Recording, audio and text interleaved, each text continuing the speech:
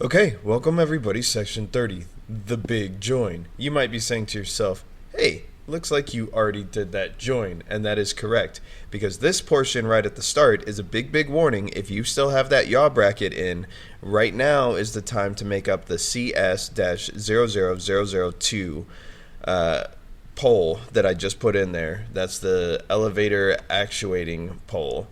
And if you don't have that in, that yaw bracket is going to interfere with that. Uh, Unfortunately, then it makes it hard to get this bell crank to attach. You have to undo the bolt in the middle of the bell crank to get it to attach, and then it's a little bit easier. So either way, you're going to experience some pain, but it's a lot better than having to attach that bracket. Here's the video.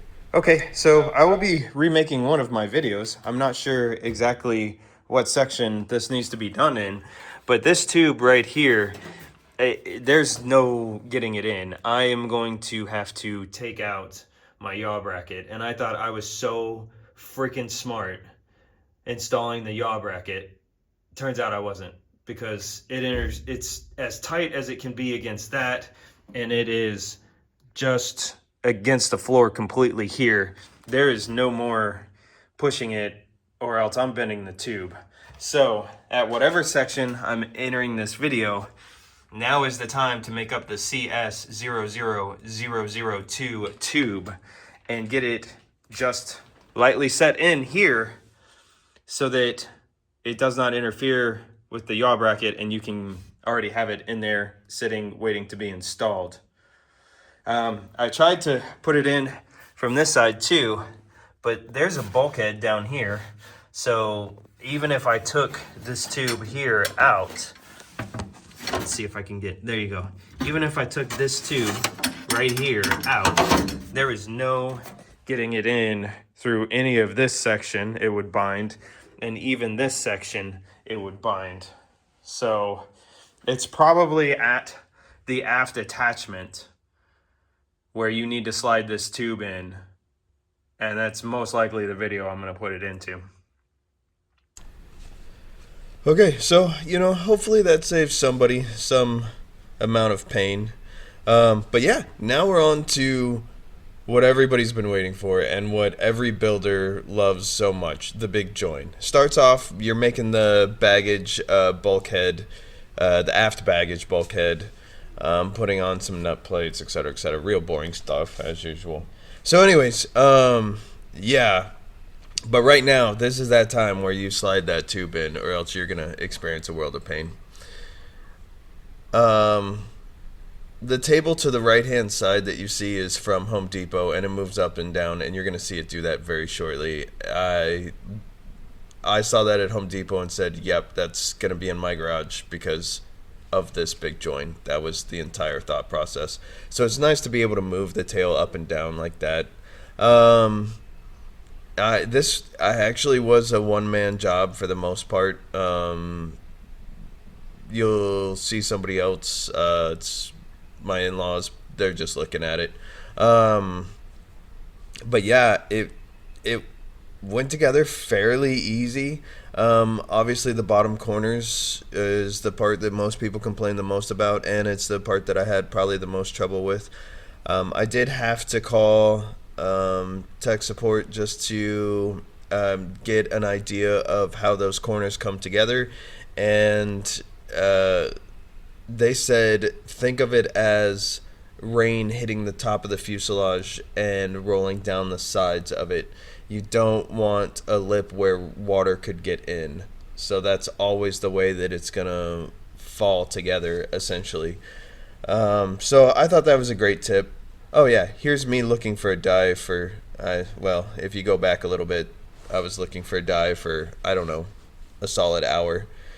That's the thing they don't explain to you. Yes, drilling is 20% and putting the pieces together is 20%, yada, yada, yada. But there's another solid 10 to 15% that's just looking for a part.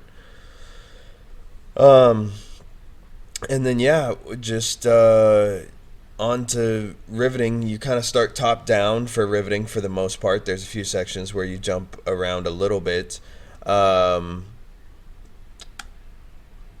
my kids have started riveting with me, and that is such a joy. They've done a few pieces a while ago too, but since we went to Oshkosh a couple of months ago, they've now gotten the confidence to mostly run the bucking gun themselves while I'm on the other side with the bar. Of course, my buddy Mike is always here to help. Thank you, Mike. Um, and then yeah, it's just a lot of riveting, a lot of making sure that you don't rivet in place of either the rear window or the rollover structure. A few things here I can get myself, but oh, and these corners where the steps are, good luck. There's some. I have 3 different bucking bars, and there are some places where it just wasn't going to happen, where I had to use a blind rivet. There are some places where the instruction manual said use a blind rivet, and I didn't necessarily need to do that, so I didn't. Um, and I could see why they said that, because one of the bucking bars that I have is a pretty specialized bar, so a lot of people aren't going to have that many, I guess, is probably the thought process. But yeah, other than that, pretty straightforward section. Very, very fun to have such a large structure come together. I just wish I could have gone back in time and told younger me to make up that elevator actuator pole. There's got to be a better term than pole, but that's what it is. It's a pole. And you can. This is a great showing of all the oxygen tubes and the click bonds that I installed. And then we go right back to aft baggage bulkhead and riveting that on. Nice small amount of butt crack for you. That's great. And then I think my son jumps in here, which is so cool. Anytime they want to build the plane, I'm all for it.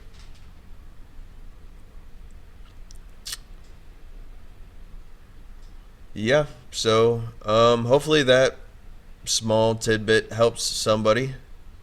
As I've always said, that's the intent of these videos.